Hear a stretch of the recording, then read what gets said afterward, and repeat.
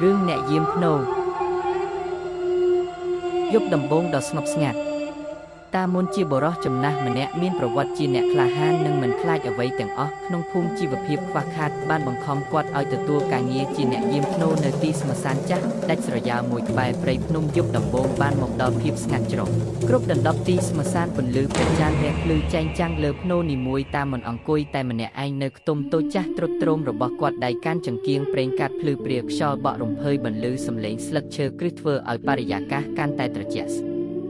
រាវតាមុនព្យាយាមបន្លប់ភាពឯកោដោយការបិទភ្នែកស្ដាប់សំឡេងសត្វយំឆ្លើយឆ្លងគ្នាពីចម្ងាយសំឡេងខ្សឹបខ្សៀវអាតកំបាំង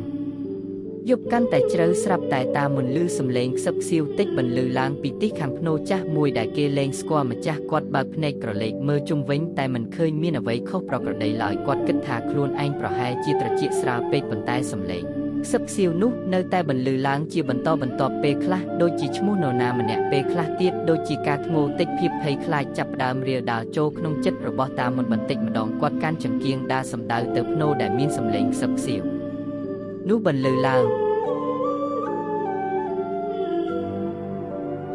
ការលេចចេញនៅស្រមោលចម្លែកពេលតាមុនខិតចិត្តដល់ភ្នូនោះសំឡេងខ្សឹបខ្សៀវក៏រលត់បាត់ទៅវិញគាត់ពិនិត្យមើលជុំវិញភ្នូឃើញតែស្មៅដុះជុំវិញដុំថ្មចាស់ដែលរលួយបន្តិចម្ដងគាត់ដកដង្ហើមធំដោយគិតថាប្រហែលជាខ្យល់បក់ធ្វើឲ្យមានសំឡេងចម្លែកតែភ្លាមនោះស្រមោលខ្មៅមួយរំពេចរត់កាត់ពីមុខគាត់ទៅបាត់នៅចន្លោះភ្នូផ្សេងទៀតតាមុនស្រឡាំងកាំងគាត់ព្យាយាមសម្លឹងមើលតាមស្រមោលនោះតែភាពងឹតបានលេបត្របាក់អ្វីទាំងអស់ការលងបន្លាចកាន់តែខ្លាំងយប់បន្តបន្ទាប់មកការលងបន្លាចកាន់តែខ្លាំងឡើងតាមមុនតែងតែឮសំឡេងស្រែកយំសោកនាដកម្មពីចម្ងាយពេលខ្លះឃើញពន្លឺចម្លែកហោះព្រះរាយពីភ្នូមួយទៅភ្នូមួយទៀតគាត់ធ្លាប់ឃើញរូបរាងស្រមោលមនុស្សស្រីសក់វែងឈរយំនៅមុខភ្នូក្មេងតូចជាតិភ័យខ្លាចបានចាក់ដល់ចូលក្នុងបេះដូងរបស់តាមុនបន្តិចម្ដងទោះបីជាគាត់ជាមនុស្សរឹងមាំយ៉ាងណាក៏ដោយគាត់ចាប់ផ្ដើមសង្ស័យថាទីស្មសាននេះដូចជាមានខោលងបន្លាចមែន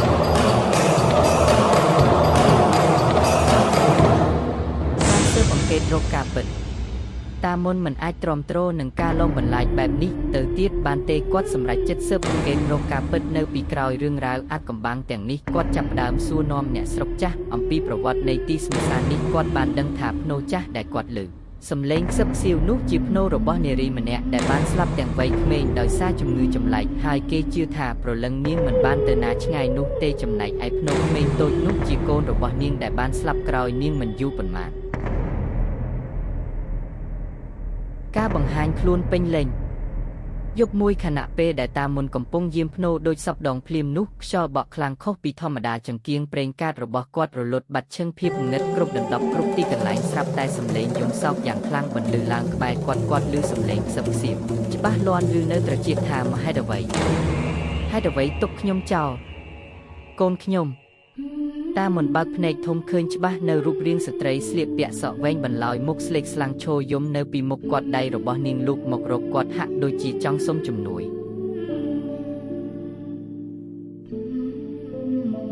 ការរំដោះវិញ្ញាណដោយមិនខ្លាចញើសតាមុនបានសួរទៅកាន់វិញ្ញាណនោះដោយសំឡេងស្ងប់ស្ងាត់ថាតើអ្នកចង់ឲ្យខ្ញុំជួយអ្វី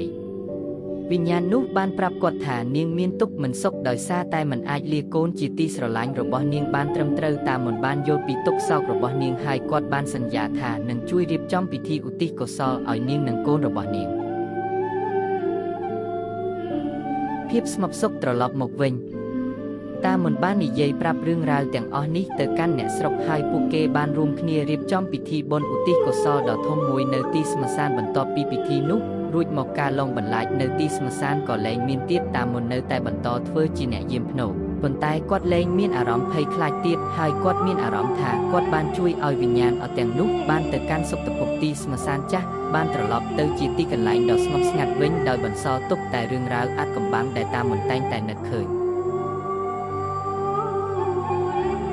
ចុងបញ្ចប់រឿងគណៈយាមភ្នូ